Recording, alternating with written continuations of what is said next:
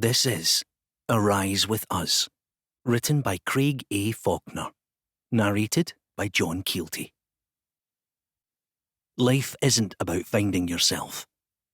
Life is about creating yourself. George Bernard Shaw. 1. None of this was my idea. I'm not saying it was a bad idea, and I hope more than anything that it turns out to be a good one. I'm just saying, it wasn't mine.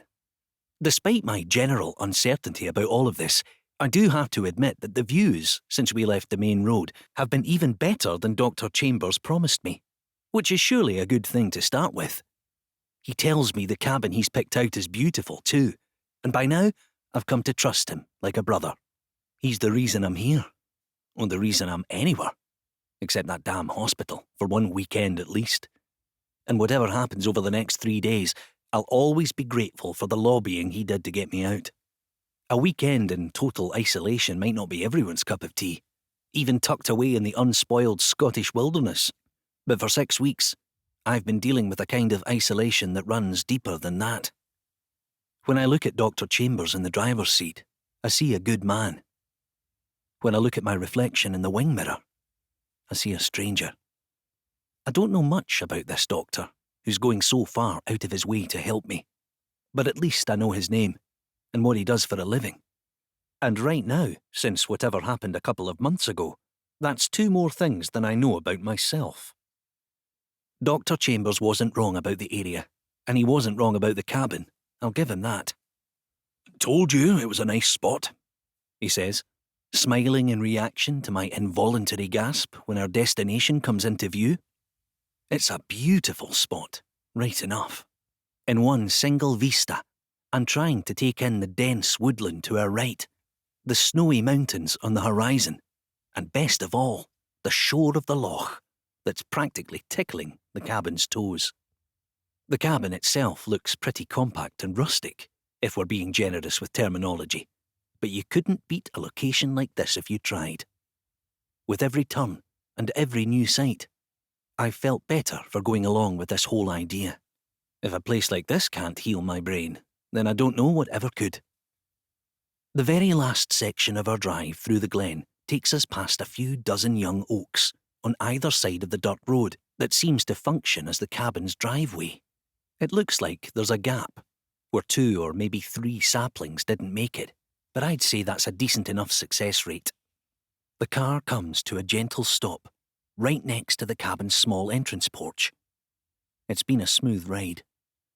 With his neatly trimmed grey hair and his perfectly pressed shirt, Dr. Chambers doesn't really look like someone who'd see an isolated road like this as an opportunity to put his foot down and get the best out of his fancy motor.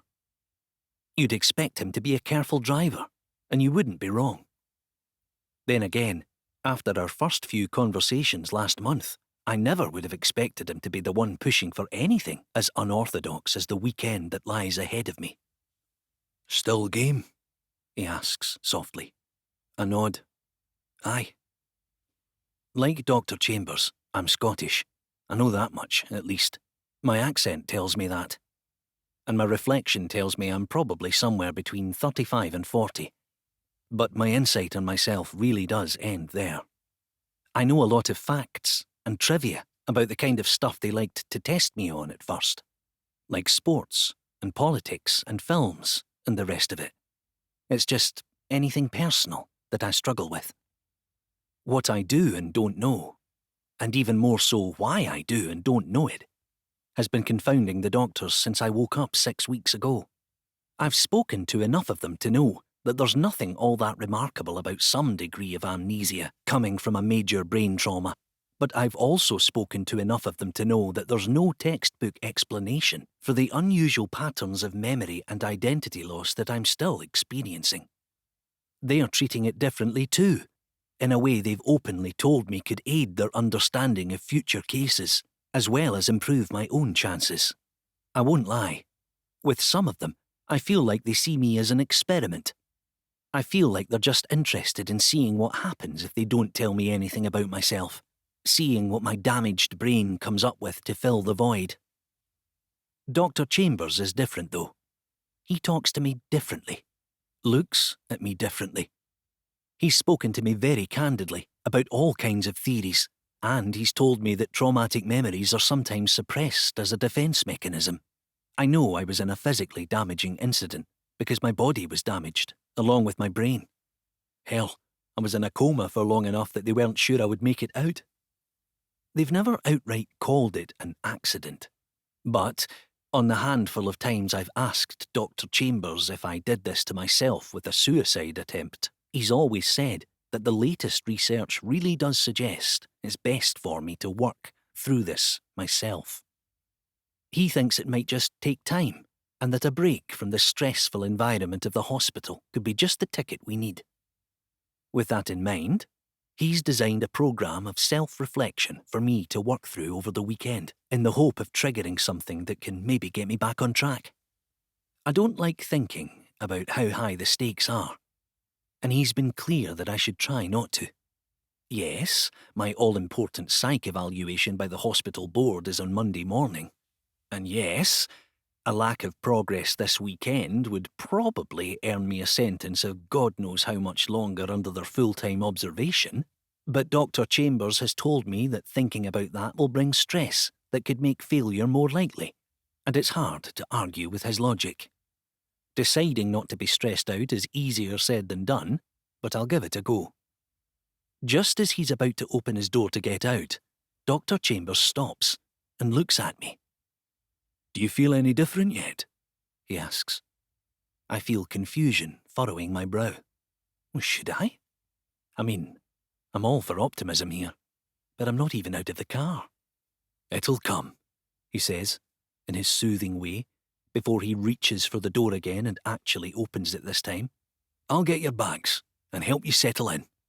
I follow his lead, annoyed but hardly surprised that my still recovering knee feels stiffer than a girder as I step out. Dr. Chambers is swift on his feet and already on his way back for my second bag before I even reach the porch. My eyes explore the vast space around the cabin, with not another soul in sight as far as the eye can see. Some people might not like this, but after so long, with so many eyes on me at the hospital, physical isolation feels like just the ticket. I don't want to go back. I want this to work. I need this to work. My face obviously betrays the thought, because Dr. Chambers reaches out and puts a hand on my shoulder. "Don't worry," he says, a newly revealed certainty in his tone. "It'll come." 2. It's warm. When I open the door, that's the first thing that hits me. The air is warm and the decor is warm, and straight away I feel like Dr. Chambers has picked the perfect place for me to relax and work through the memory recovery programme he's put together. The settling in he promised to help with is just basic stuff like showing me where the kitchen appliances are, and most importantly, the folder of exercises he's left on the coffee table. It's a round glass-top table with legs that spread from a central base and look like antlers. The wallpaper is a soft tartan, and the carpets are plush. Dr. Chambers doesn't slip up. He shares no more information about the place, apart from saying he was here yesterday to stock everything I'll need. I have no TV or computer, and the phone he's given me can only call one number. His. "I'll always be reachable if you need me," he promises, after a quick tour of the place. "But solitude is your friend, so I'd encourage you to only call if you truly do need to." Even though I never expect him to, I'm always paying extra close attention in case Dr. Chambers addresses me with my name. He doesn't, even when he says his low-key goodbye. And when the door closes behind him, it's hard not to feel like I'm a stranger in my own company. As he suggested, I spend the afternoon doing very little. I watch the birds and the deer as they come and go, leaving my exercise folder inside on the table while I sit on the porch. I'm wrapped up against the cold.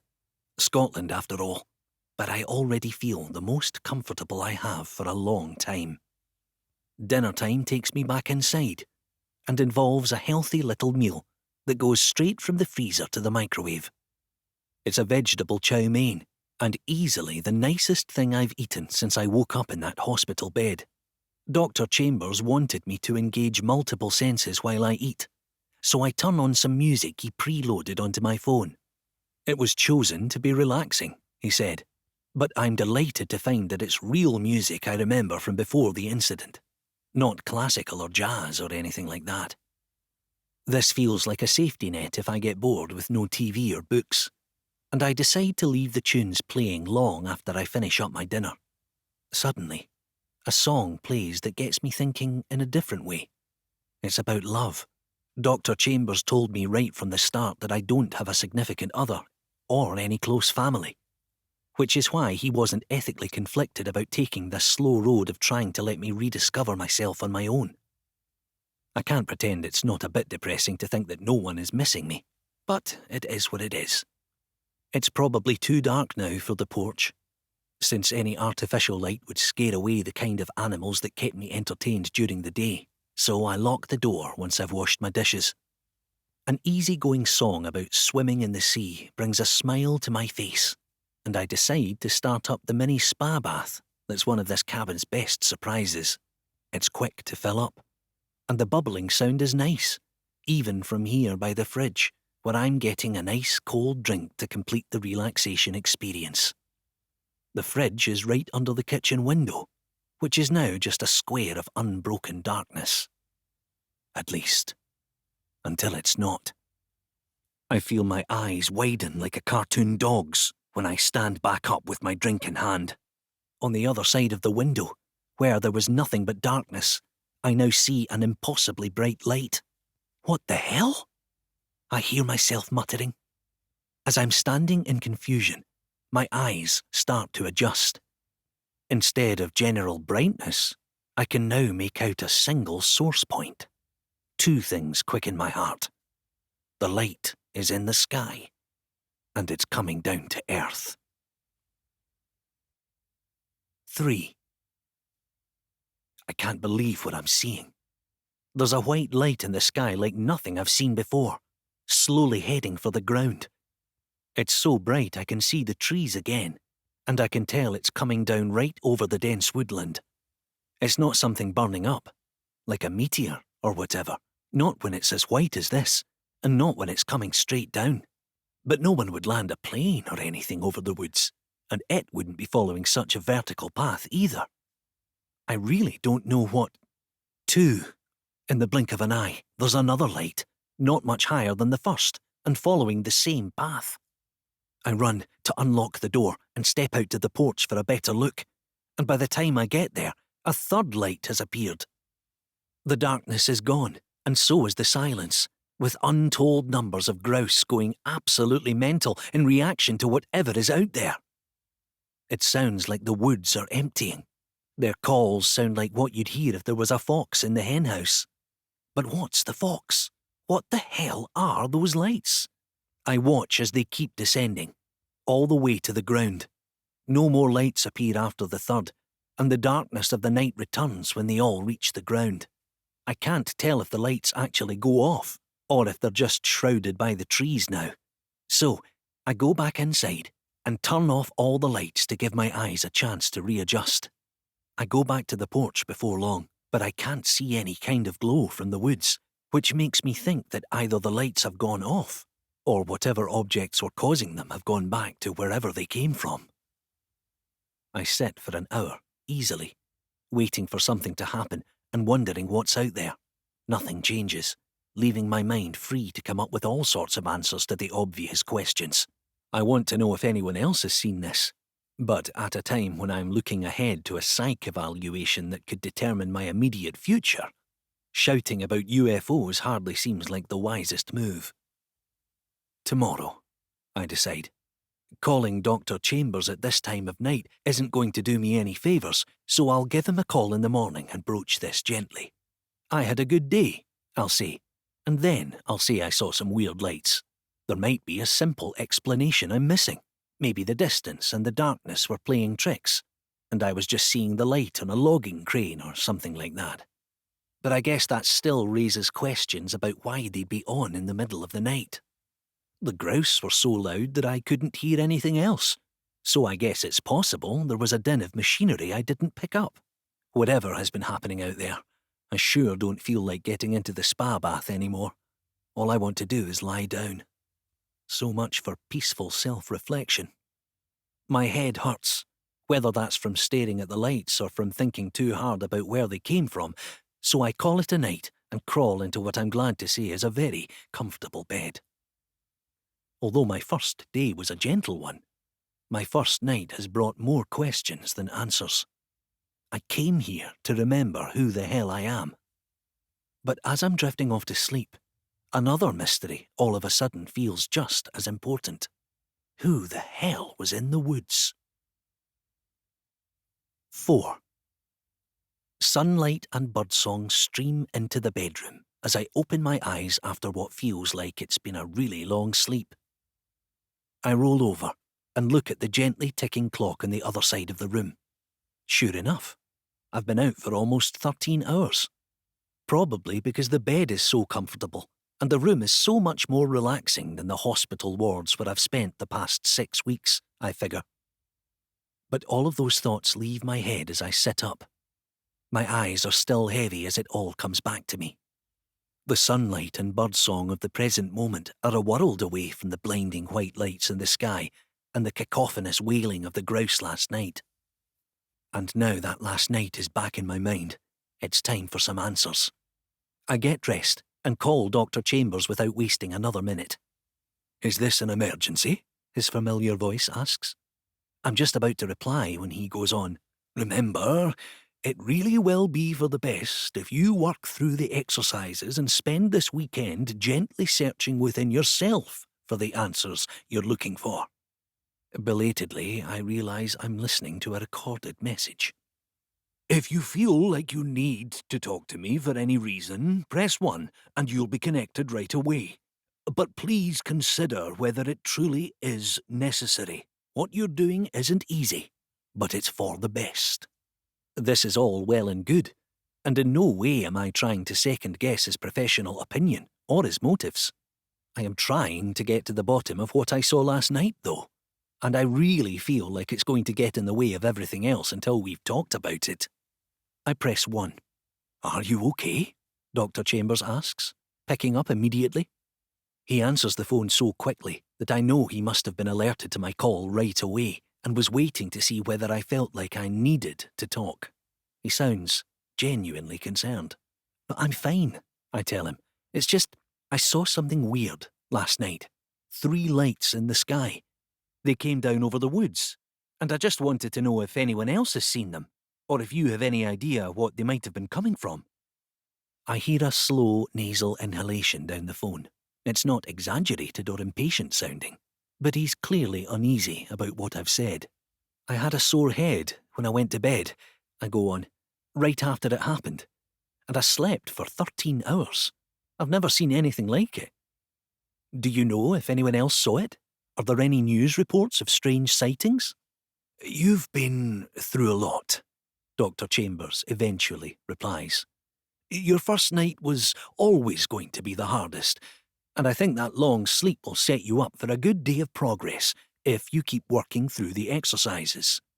Did you start yesterday with the music while you ate?" I can't help but wonder whether he even heard what I said. Bizarre lights in the sky, and he's asking about music.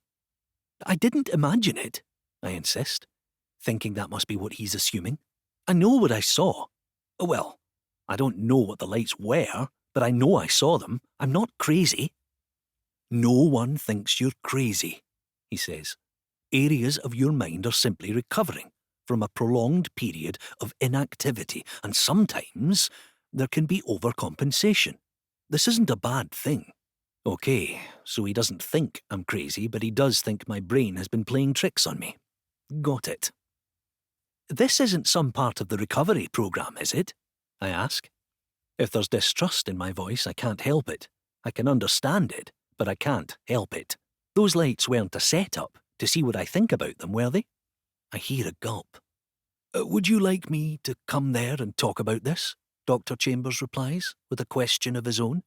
"I can assure you I had nothing to do with any lights you might have seen last night."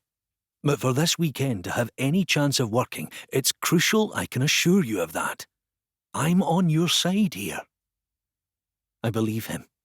Dr. Chambers always acted like someone who's on my side, pushing for a change of scene and persuading the others to sign off on this weekend. To be honest, I feel a little bit bad for making him think I don't trust him. It's okay, I tell him. I don't really think that. My mind is just trying to make sense of what I saw. I wish I could assure you that I did see it, but I'll get stuck into the exercises again and try to focus on them. Excellent, he says. I really do think you're closer than you were yesterday. Just go easy on yourself. Work through the exercises and remember, I'm only ever a phone call away. So if I see the lights again? He hesitates. I don't think you will. Try to focus on what's within yourself, okay? That's where your answers lie. Easier said than done, I reply, but I'll try. When we say our goodbyes, I can't help but feel that he's worried about me. He thinks I imagined the lights, that's for sure. I know I didn't. But that doesn't mean I'm expecting to see them again.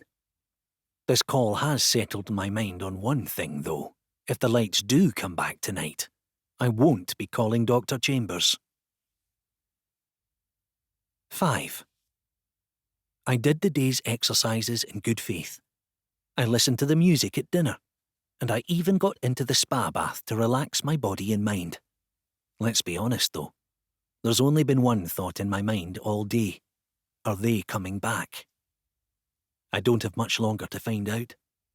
I didn't get a note of the exact time the lights appeared last night, and I don't know how long I was staring, but my best guess is that it was right around this time.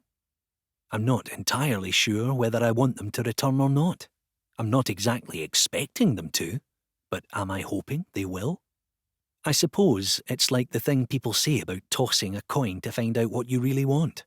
If you can't decide on whether to wear the black shoes or the brown ones, you're supposed to assign heads or tails to black and then see what the coin toss delivers. You'll be pleased or disappointed, even if the feeling is mild, and then you'll know which pair you want. That said, there's probably not going to be anything mild about this. There also might not be a decisive moment. If the lights come back, I'll know right away. But if they don't, the night will just kind of fizzle out. I'd probably end up falling asleep before the sun comes up, so would I even know for sure if they'd come back? It's all hypothetical for now, and there's not a lot I can do besides pay attention and be ready to... Yes, the light. One at first, and then a second, much closer behind the first than last night. A third follows seconds later. I'm smiling. I'm excited. I'm not crazy. The coin fell the right way. It's hard to be sure, but I could swear the lights are taking longer to reach the ground than they did last night. That could be down to the different perspective, I suppose, because this time I'm not watching from the kitchen. I'm outside, but this time I'm not watching from the porch either. With my backpack, a torch, and a knife for emergencies, this time I'm going for a closer look.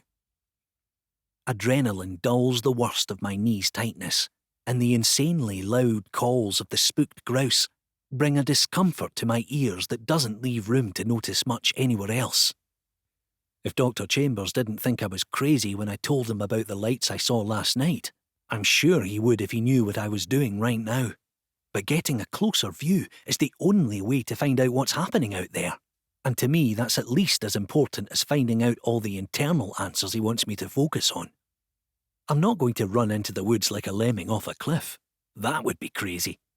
I'm just going to look for a sign of where the lights are coming from. A sign of what's making the usually placid grouse squawk like they're being murdered en masse. I'm pleased to say that the grouse orchestra slowly fades with each passing step, which I suppose makes sense, as they are fleeing the lights and moving out of earshot. I can still see the lights, which makes me pretty sure they are descending more slowly this time. I'm walking with the aid of the torch, which I'm flicking on and off every so often, to get a better idea of whether the less explicable light sources are still around. All of a sudden, on my latest check, flicking the torch off brings a total darkness. I think they're gone. I think I'm too late. I keep going though. And if anything, this now seems like a better idea than it did a minute ago. Now I can walk into the woods to look for signs of what just left, instead of stepping into the light beam of God knows what. I wouldn't say I was ever really scared, but I'm definitely more relaxed about it now. As I reach the trees, I can't pretend that isn't changing. I'm not too big to see it. Now I'm scared. There's a different kind of darkness when even the moon and stars are out of sight, and a different kind of uneasiness comes with silence. The sound of the frightened birds was unsettling, but there's something about a silence that brings every cracking twig into focus. I like to think I have a good general sense of direction, so when I don't find the lights after 15 minutes, I start to accept they're not just obscured by the trees like I thought from the edge of the woods. They're gone. I stop when I reach a little clearing. The beam of my torch isn't wide enough to see much at once, but I can see fallen trees that make me think this clearing hasn't been here for long. This has to be the spot, I figure. This has to be where they came down. Whatever the hell they actually are. When I move my beam in a wide circle, a reflective shine catches my eye. There's something unnatural on a tree trunk up ahead, and I don't delay in walking over to check it out. Jackpot, I smile to myself. It's a trail camera. If this is a coincidence, it's a good one. But for all I know, there are wildlife tracking cameras like this all around the woods, and the density of the trees everywhere else is all that stopped me from coming across one. I study it up close and manage to unclip it easily. It has a touch screen on the back, but there's no illumination. I press the only physical button, one with a power symbol, and a dead battery icon flashes in the corner of the screen. There's a hole for a standard charging cable, the same kind I have for the phone Dr. Chambers gave me, so I know I can get this working back at the cabin and see if there's anything interesting in its image gallery. There has to be, right? There has to be. I walk back with a spring in my step, even though I'm feeling my knee more than before. Although I didn't see the lights up close, or find out what the source actually is, tonight has been anything but a bust. I now know what time to expect their return tomorrow, and I have a camera I can recharge to set up again before they come back. Even before then, though, I might see something it's already recorded. When I get back, I plug the charger in right away. There's good news and slightly frustrating news. Good, it's charging. Frustrating, slowly. There are 10 bars on the battery indicator, and some dotted red lines make it look like it's going to take 3 full bars for it to power up. In the 20 minutes I take to shower off the dirt from the woods and get ready for bed, it hasn't even filled up 1 bar. I study it more closely and find that there's a removable memory card inside. So in the worst case scenario of the battery being totally dead, I know I can call Dr. Chambers to bring a computer. Then he'll know I wasn't imagining it, I think to myself. Whatever is in those woods, the two of us will know by tomorrow night at the latest. But if this camera is as good a find as I think it is, we won't even have to wait that long. 6. I can't believe I've slept in so late for the 2nd day running, but I'm anything but disappointed. All this means is that I have less time to wait until the lights come back tonight. My head hurts a little bit, the same kind of feeling I had on the first night, but I suppose I haven't been drinking as much water as I should, and I'm not used to sleeping for anything like this long. Anyway, the sight of the charging camera on my bedside table pushes all of that to one side. I reach over excitedly and grab it. Green. The battery still isn't fully charged, but it's at 8 of 10, and well clear of the red zone where it wouldn't start up. This time, pressing the power button brings the whole thing to life. I sit up straight and try to calm my breathing and my runaway heartbeat. The questions that brought me here feel like faint echoes now that I'm so focused on finding out what's been out there in the woods. And the fact that an answer could just be a few seconds away is beyond exciting. I'm trying to dampen my expectations of seeing a clear photo of a flying saucer, as cool as that would be. But is it really all that far-fetched? I leave the camera connected to the charger as I boot it up, just in case disconnecting might do any harm. I don't know why it would, but with the potentially amazing data that could be on this thing, I really can't be too careful. I tap a little menu icon at the top left corner of the touchscreen, then tap into gallery mode. Here we go. The first photo is from 4 months ago, but it's really blurry. I think it's someone's hand. Obviously, whoever was setting it up. Any trail cam like this is going to be motion activated, so it makes sense. I'll probably have to cycle through more than a few photos of deer and birds before I get to the explosive stuff. But when I tap the arrow to move to the next photo, that illusion is shattered in an instant. I don't have to cycle through anything to get to the explosive stuff. It's right here, in the form of the second image, 4 months old, which is a perfectly crisp photo of the person who set up the camera. My breathing, my heartbeat, my thoughts, they're all going haywire now. Because now that I'm looking at a photo of the guy who set up that camera in the woods, I'm looking at a photo of myself. 7. What the hell? I'm the one who put the camera in the woods. That was 4 months ago. Not long before the incident that robbed me of my memories. Robbed me of my very identity. But what was the incident?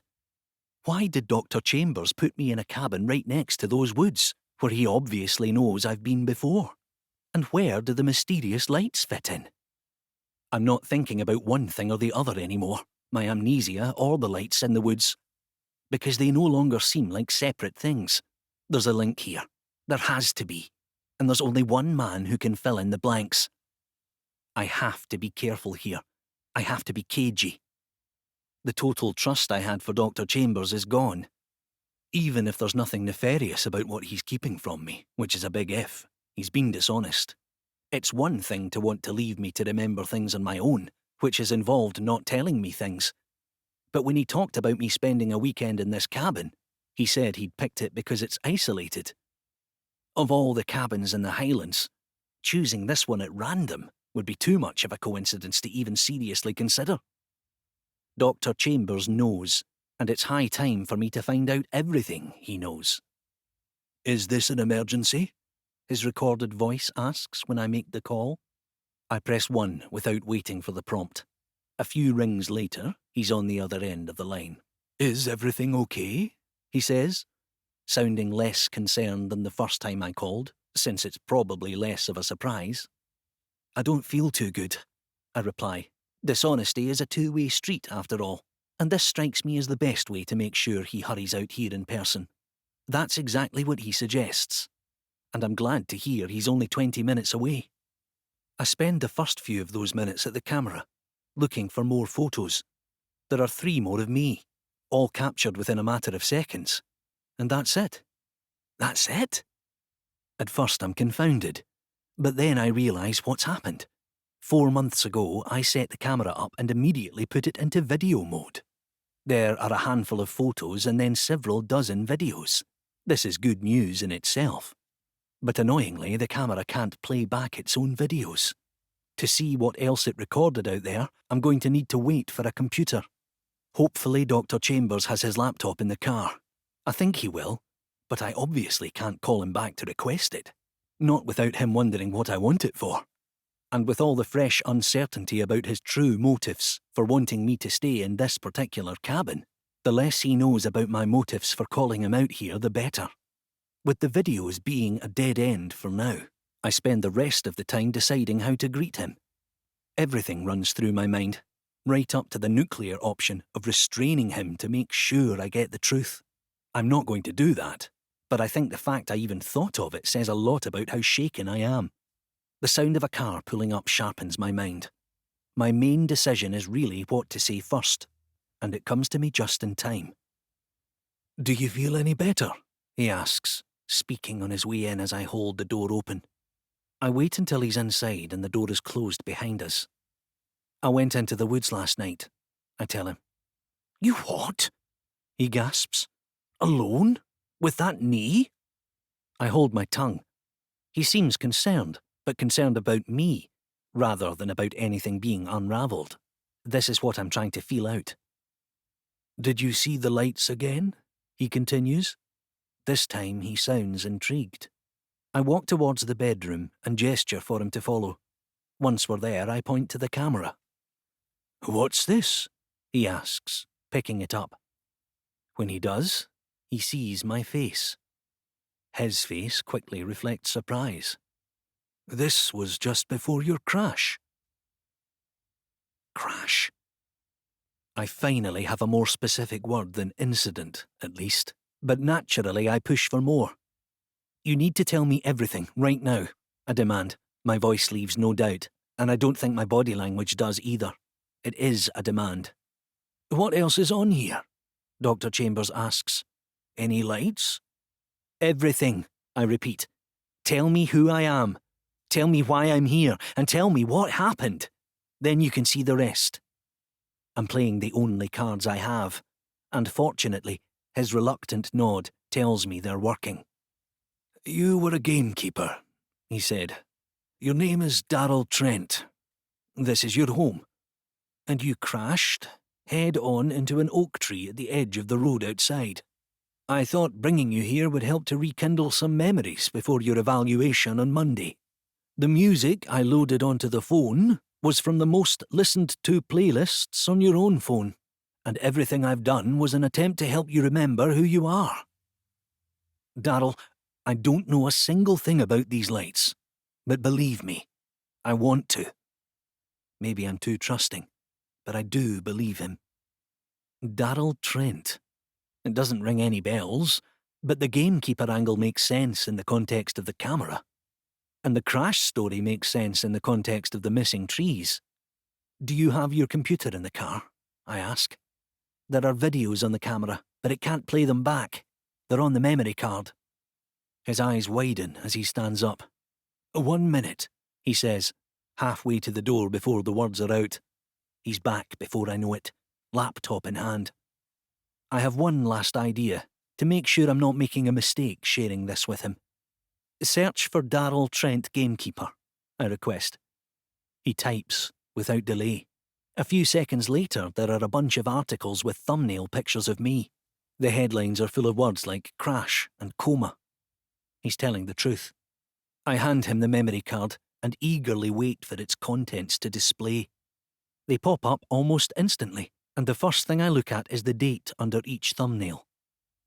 The latest two are from 6 days ago, which must be when the battery ran out, but there's nothing obvious in the thumbnails. The first video is from the day I set up the camera, so I encourage Dr. Chambers to open that one for starters. It's weird, watching myself talk into a trail camera, but I listen keenly. This is where I found the deer carcasses.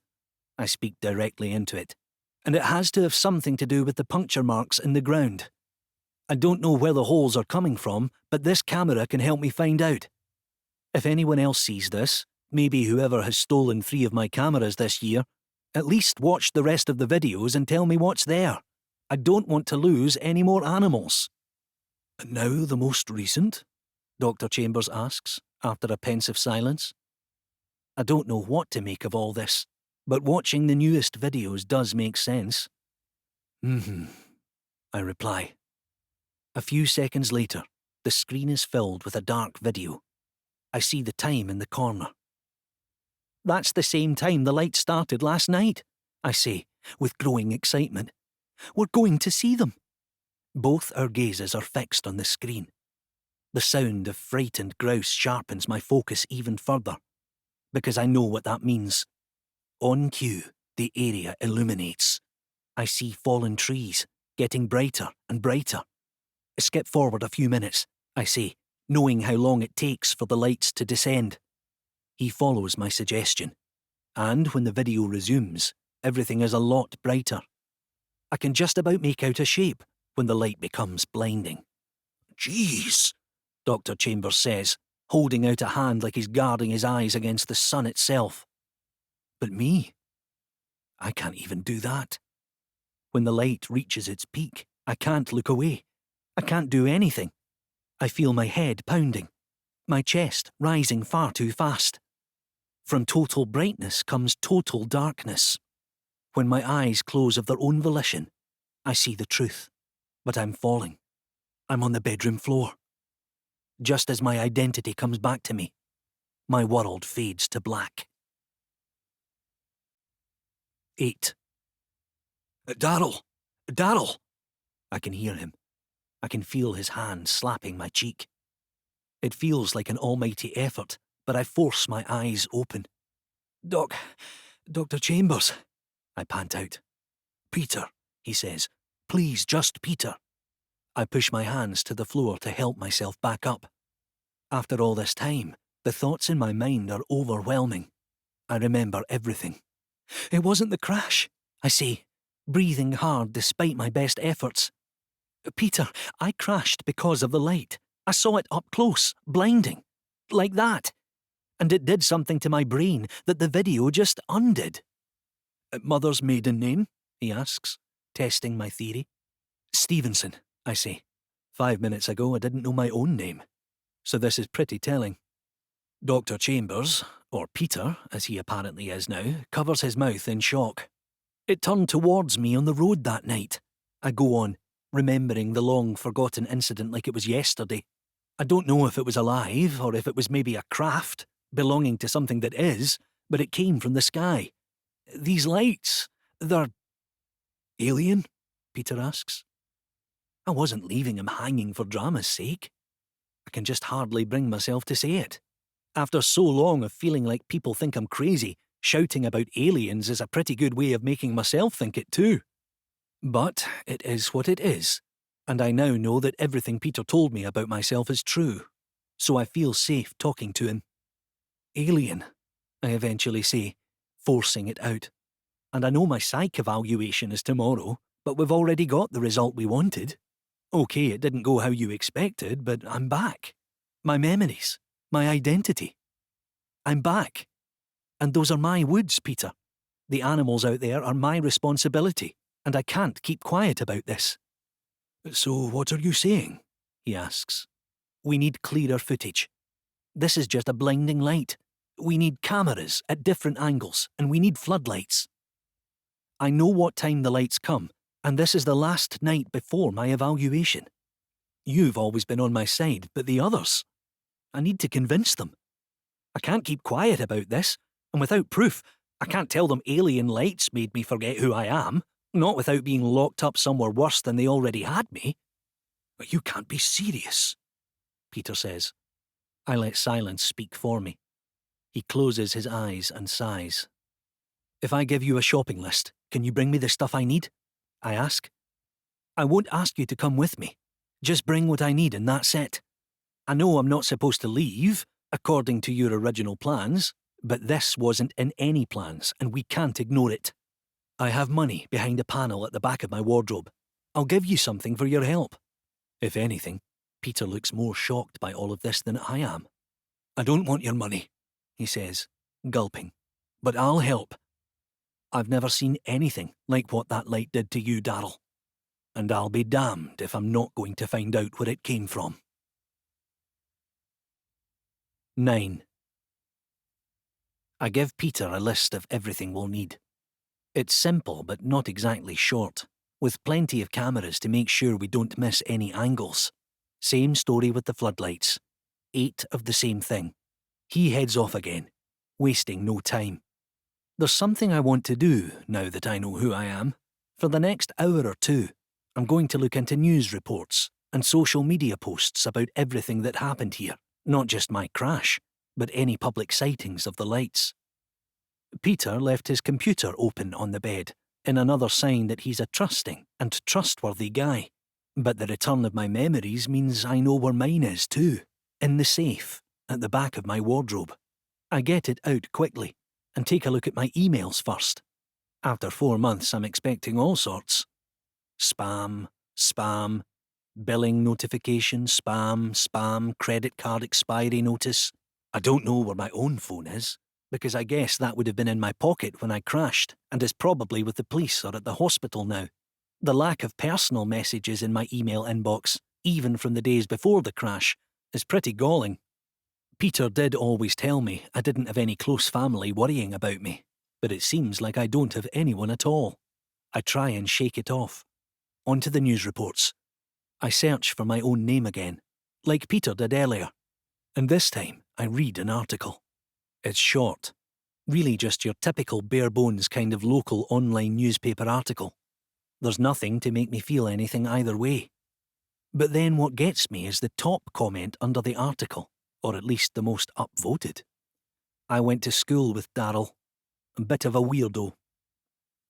A couple of replies agree with the commenter, and no one disagrees. This is almost like that idea of being at your own funeral and listening to what people say about you. I don't like what I hear. Within a few more seconds, I close the window and stop searching for my own name.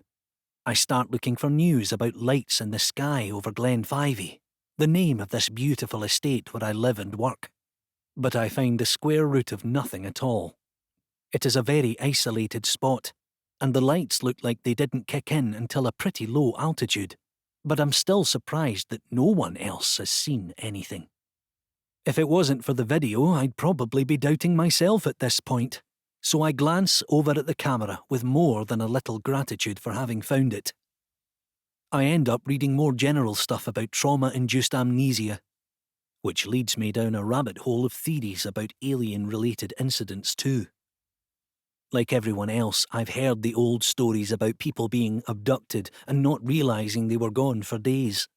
But like almost everyone else, I've never taken them seriously. But if lights from the sky can do this, which I know they can, it's a lot to think about, and I quickly find a lot to read about. It's all more interesting than it is consequential though, at least in the immediate term, so the sound of Peter's return pulls me away instantly. He's brought what I need, and he's now insistent that he's going to come with me. I have an idea to upload a video talking about what we're going to do and to set it to go live in a few days in case something goes wrong.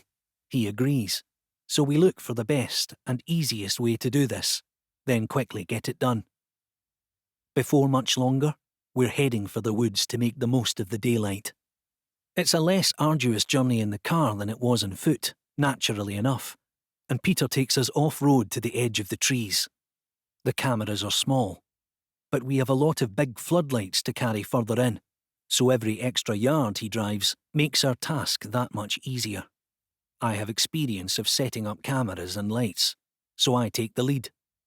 Our first 10 minutes are spent wandering and wondering anyway, as we take in the fallen trees and the bizarre holes in the ground. I make sure to get plenty of footage of this, from a first-person POV, that's hopefully going to make people feel like they were right here with us. As the day wears on, we go back to the car rather than stand in the cold. We talk a little bit, but there's a lot of silent anticipation. When we do talk, I tell Peter about the comments I saw online, and about the feeling I've had since then that I might have been better off not knowing who I was. When I woke up this morning, I was no one in particular, but I could have been anyone. Now I know that as far as anyone else is concerned, I really am a no one. No one came to the hospital to see me. No one stuck up for me in the comment section of the article. And even my fully renewed memories are drawing a blank in thinking of anyone I'd describe as a truly close friend. Nonsense, Darryl, is all he says. How many people do you think would be doing what you are right now? And remember that it's not who you are, it's what you do. The deeds make the man, and you're a young one with a good mind. Remember that too. They're nice words, and welcome ones, but words can only go so far. I appreciate them all the same, and thank him for saying it. An hour before the time I've pinpointed for the light's expected arrival, we head out for the last time with our coffee mugs and torches. The coffee is to keep us warm, rather than awake. No one will be dozing off tonight, and the torches will aid our walk back into the clearing, and the much more powerful remote-controlled floodlights we've placed all around it. When we reach the clearing, we hide and get ready for what's coming our way. I think again of the coin toss thought experiment, but this time I know what I want. I actually feel worry building as the time gets nearer and the lights don't come. How accurate was I? Are they coming back? These feelings don't last long though, because my worries about the lights not coming are soon replaced by a natural apprehension when they do. The lights are here, and they're coming down. Don't get me wrong, I'm glad they're here. The only thing is, I don't know if I should be. 10. The lights seem to be starting from higher up tonight. It might just seem like that because I'm right under them, but the fact that the grouse don't go crazy until the lights rain down this time makes me think they are further away. The grouse must be able to sense them from a certain height, even if the lights aren't on yet, I figure, whatever they actually are. And holy hell, even before we activate our floodlights, I can start to make out shapes of what we're looking at. There are 3 lights, as always, and they're partially illuminating each other's bodies? Is that the word? I hear some words from behind me at that moment, and I can't disagree with what Peter is saying. If we're going to do it. He sounds terrified, and I don't blame him. But he's right. I'm holding the remote control that will light up the whole array and give us a full view of whatever is in here with us. So I give the countdown. 3, 2. On 1, I hit the button. On 1, they come into view. The best I can do is say that each one looks like a metallic eyeball, with cable-like tentacles hanging below. These things are alien in every sense of the word, and something makes me think they are alive, and not robotic vehicles of some kind. When one turns to stare right at me, a blinding light from what I'm classifying as its pupil makes it hard to keep looking. But keep looking I do. I somehow sense that I shouldn't be able to look at it like this, and that I wouldn't be able to if I hadn't already been stupefied by a direct viewing 4 months ago, and then cured by the video this morning. It hits me all of a sudden that Peter will have none of that acquired immunity. And when I look at him, I see a trance-like stare in his eyes. Talk to me, I beg him, more in hope than expectation. He doesn't look like he'll be saying much any time soon. He will be fine, I hear. Do I? Do I hear it? There's no sound, but I feel like I hear it. He will be fine, the floating creature repeats. It's definitely not making a sound, but it's definitely communicating with me. The next thing I know, while the other 2 creatures attach their tentacles to the ground and look like they're extracting minerals like they're sipping juice through a straw, the closest of the 3 starts getting even closer. More specifically, it's extending one of its tentacles in my direction. What do you want? I ask, shouting over the rabble of grouse, even though it seems like some kind of telepathy is at play. The tentacle stops, barely 6 inches from my forehead, right before its owner answers me with 3 words I could never have seen coming. Arise with us. 11. Arise with us? What the hell does that mean? This time, a reply comes to prove that I really don't need to talk for these things to know what I'm thinking. It means we believe you can help us, the creature tells me. We mean no harm. Our closest station requires small quantities of minerals found in your earth, topped up around once per human generation. We seek what we need in areas of minimal disruption, and until this time we have avoided direct contact. Your accident was just that, an accident. I can hardly believe what it's telling me. What are you? I ask. Again, I say it out loud. Talk about your deeply ingrained habits. Are you alive? And how can I possibly help? We are sentient, it tells me, elevated by the fusion of biology and technology, created by purely biological beings from another world. They seek diversity of neurological development, and someone like you, someone from a race like yours, with a character like yours, could increase our pool of fused knowledge. My character? I don't say that out loud, but as always the creature picks it up. Without fear, You returned to seek knowledge from a source that caused you pain in the past. Such a quest for knowledge aligns with our own. The decision is yours alone, but if you choose to arise with us, you could contribute to the development of knowledge in a way no human has ever matched. I could finally be someone, I ponder. These guys are clearly peaceful, and their makers are clearly geniuses. I came out here to find where the lights came from so I could tell people, expanding knowledge, but I never dreamed I would find this. Much less that these things would think I could somehow expand their knowledge by whatever kind of fusion they want. Not just someone, it replies. You could be the one. I think about my life here. I think about the 4 months when no one visited me in hospital, and the comment section where no one defended me. I think about my lack of friends, my lack of a partner, the fact that I seemed content living in an isolated cabin and managing an estate for some posh landowner who barely knows my name. The closest thing I have to a friend is the doctor standing next to me. That's my life. It seems like this decision is going to make itself.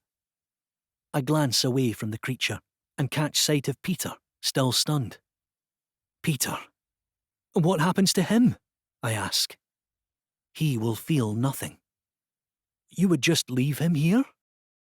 We could not bring 2 new minds, it states matter-of-factly.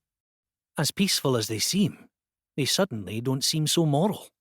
Leaving Dr. Chambers to die out here, whether he feels it or not, is even worse than leaving me lying with my head on the steering wheel, with only my car's built-in SOS function to thank for the ambulance arriving soon enough to save me. I might be a nobody, but I know what I'm not. I'm not someone who abandons his friend. It was Peter who told me that the deeds make the man, and I wouldn't be much of a man if I left him out here just so I could be someone somewhere else. Your selflessness is impressive, the creature says. Our desire to stay unseen by your kind has been based on a seemingly erroneous belief that selflessness was beyond you. We will relay this to our creators, and on the next reload cycle we may be permitted to appear openly. When's that? I ask. Tomorrow? No. More than a human lifetime from now. It says, we are the final 3 receivers. After tonight, we return to the station, and none of our kind will return until they must. Talk about timing, I think, more glad than ever that Peter and I came out here. Will I be able to bring him back around with a video of your light? I ask. He must sleep at least 1 night before his full mind returns, it says. But yes, as it worked for you, it will work for him. With that, the creature floats away and starts sucking up whatever nutrients it needs from our ground. Just a few minutes later, all 3 of them leave. When their alien lights subside as the creatures rise once more to leave only our own bright floodlights, Peter's bewildered expression fades. It fades for a second at least, then returns. What the? Where am I? He asks. Who are you? It's okay, I tell him, making sure to talk in the calmest voice I can. Maybe I can be someone after all, I think to myself. I just made contact with a creature from another world, created by a brilliant race who are coming back sometime in the future, and apparently wanted someone like me to join them. I'll be able to share soil samples, as well as video and photos, with whoever I decide are the best people to take it to. But first of all, I need to focus on the main thing, helping Dr. Chambers navigate a difficult moment I know only too well. It's weird to think I'm kind of playing the doctor role now, but I'll do my best. We will decide who to take this to, because I wouldn't be here without him. This was a team effort, and my total focus for now has to be on getting the team back together. I'll take a leaf from his book, and not tell him too much tonight. But I make sure to start gathering the cameras, so I have the flash footage I'll need to rekindle his identity and memories after he's had a good sleep. Please, what's going on? He asks. And I know I already asked who you are, but who am I? I can explain everything in good time, I say, putting a reassuring hand on his shoulder, flashing a smile that I try to make warm without being dismissive. Well, maybe not explain, but I can definitely prove it. Thank you for listening to Arise With Us, written by Craig A. Faulkner, narrated by John Keelty. Copyright 2021 by Craig Faulkner, all rights reserved.